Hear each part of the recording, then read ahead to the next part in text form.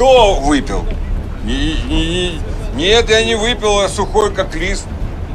Ну, соскучился, поэтому так и говорю. Жена ты мне или кто? А? Что делаем? Да ничего не делаем. Сидим вон с Санычем, с девчонками, и, в окно смотрим. А, полью я перцы твои. Ну, обещал же, полью. Кто стучит? Где тут? Ну, тут ничего не стучит.